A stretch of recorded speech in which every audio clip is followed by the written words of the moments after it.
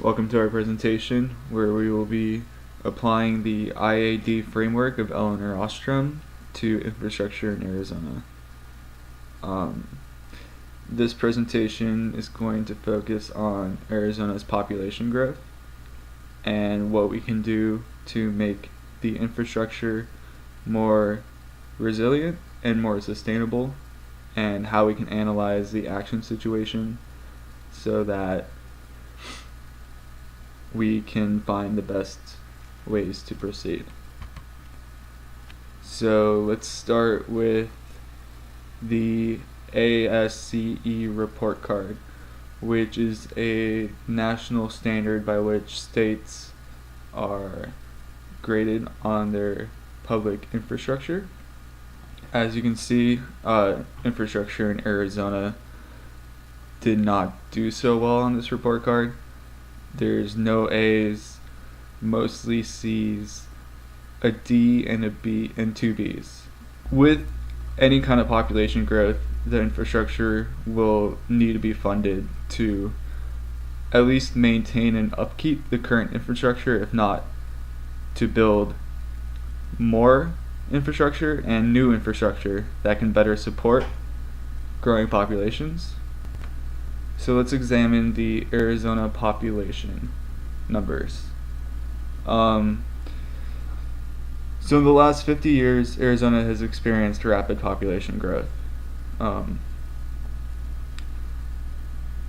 It sits at, as of 2014, it was just about 6.7 million. Since 2010, the population growth has amounted to more than 500,000 people, and between the years 2010 to 2015, Arizona was the 7th fastest growing state with a rate of nearly 7%. So, narrowing our view into Maricopa County, we see that Maricopa County is not only the largest in population area county inside of Arizona, its population growth is also above the state average, which means that more people are moving to the dense urban areas than they are to the wider expanses of other places inside Arizona. So the issue of infrastructure is most apparent and most pressing in the context of the Phoenix metropolitan area. So sustainable infrastructure is important because with the current infrastructure we have now, we may be able to support our populations. But if the growth continues at this rate or at a similar rate, it'll only be a few years, maybe a decade, before we'll start to see problems that cities such as Los Angeles has with traffic congestion. It's going to become a pressing necessity to develop an infrastructure that can support Arizona's growing population.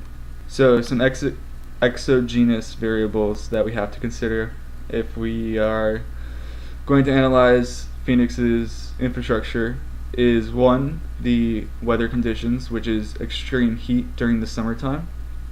Another exogenous variable is the perception toward infrastructure. Some participants in this action situation include the Arizona residents and the taxpayers, the private firms, for example, construction companies, the local government, and the federal government. So there's two possible outcomes to the situation. The first outcome is the more optimistic one.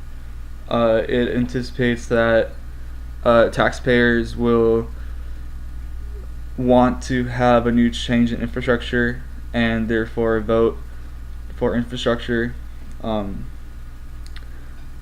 funding, and then the local governments can then use that given responsibility to hire out the private firms to actually build the infrastructure. The other possible outcome is less optimistic, and it anticipates that Arizona does not put more funding toward their infrastructure, therefore letting the current infrastructure try to handle the growing population growth. This outcome will essentially lead to deteriorating infrastructure,